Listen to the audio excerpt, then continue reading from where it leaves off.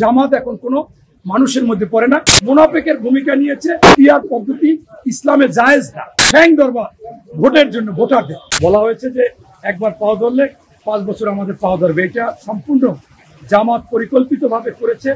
আমি এই কথা কখনো বলিনি। আমরা 96 সালে নির্বাচনে আলাদাভাবে নির্বাচন করে জামাতের চেয়ে আমরা 3 গুণ ভোট বেশি পেয়েছি। এরপর 2001 সালে তাদের নির্বাচন করলাম, এমপি বানাইলাম। এরপর 8 সালে করলাম, এরপর 18 সালে করলাম। সেই জামাত আমার সাথে আজকে মিথ্যাবাদীর ভূমিকা নিয়েছে, প্রতারণার ভূমিকা নিয়েছে, মুনাফিকের ভূমিকা নিয়েছে, এক কথায় হারামির ভূমিকা নিয়েছে। আমি আগে জানতাম যে মানুষ যারা আওয়ামী লীগ করতো তাদের বলতো তারা মানুষ না আওয়ামী লীগ। এখন এই জামাত আর মানুষ নাই, এরা হচ্ছে জামাত। আলাদা একটা বিষয়। কেন আমাকে আপনারা প্রশ্ন করেছিলেন যে জামাতের নায়েবে আমির আবু তাহের সাহেব বলেছে যে আপনার বিএনপি যদি পিআর না বোঝে তাহলে আমি তাদেরকে ক্লাস নিতে চাই। সালাউদ্দিন সাহেব যদি পিআর না বোঝে তাহলে আমি ক্লাস নিতে চাই। এই সম্পর্কে আমার মন্তব্য কি? তখন আপনাদেরকে আমি বলেছিলাম যে দেখেন এই পিআর পদ্ধতিটা হচ্ছে অনেক মুক্তির কাছে আমি জিজ্ঞাসা করেছি, বলছে পিআর পদ্ধতি ইসলামে জায়েজ না। এবং ইসলাম বলছে আল্লাহর কোরআন এটাকে না দেখেই বিশ্বাস করতে হবে, কিন্তু বিশ্বে বা পৃথিবীতে যা আছে সবকিছু দেখে বিশ্বাস করতে হবে। কেনাকাটা করবেন দেখে করবেন। এমনকি আপনারা জানেন যে একজন মানুষ যখন বিবাহ করতে যায় এর আগে কিন্তু কোনো একটা মেয়ের দিকে তাকানো জায়েজ নাই। যখন বিয়ে করবেন তখন তার চুল দেখবেন, নাক দেখবেন, মুখ দেখবেন, কথা বলবেন, হাত দেখবেন, পা দেখবেন। অর্থাৎ ইসলাম এরকম একটা সিদ্ধান্ত। তাই ভোট দেওয়ার ক্ষেত্রে যদি আপনি না দেখে কাউকে ভোট দেন এটা জায়েজ নাই। সেই জন্য আমি এই নাজায়েজ নিয়েই এই পিআর পদ্ধতি নিয়েই আবু তাহের সাহেব বলতেছে, এটা লজ্জাজনক, দুঃখজনক।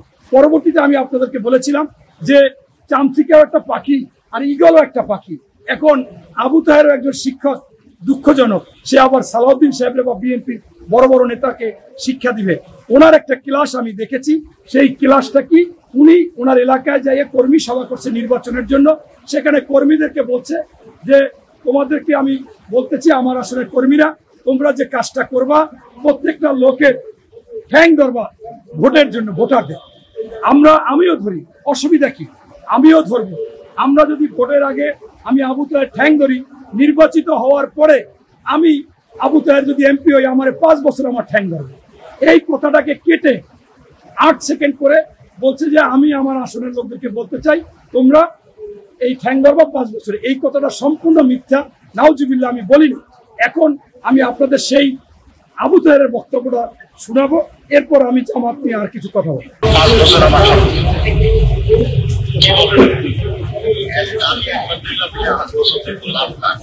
যে উনি বলেছে সেই কথাটা জামাত থেকে কাট করে এটা ছেড়েছে। তখন আমি দেখলাম হাজার হাজার লোক এটা ছাড়তেছে। আমার এলাকায় আমি জামাতের কয়েকজন লোককে বললাম যে ভাই তোমাদের সাথে এতদিন কাজ করলাম, তোমরা কেমনে এটা করতেছো? বললো যে দেখেন আমাদের কিছু করার নাই, কেন্দ্র থেকে আমাদের হোয়াটসঅ্যাপে দিয়ে দিয়েছে, আমরা এখন ছাড়তে বাধ্য। এখন আমি অবাক হই, যাদের সাথে থেকে নির্বাচন করলাম, যাদের কাজ করলাম, তারা এরকম একটা মিথ্যাবাদী গুজব এবং মুনাফিকি করতে পারে। তাই আমি মনে করি যে আসলে জামাত এখন কোনো মানুষের মধ্যে পড়ে না, এরা জামাত।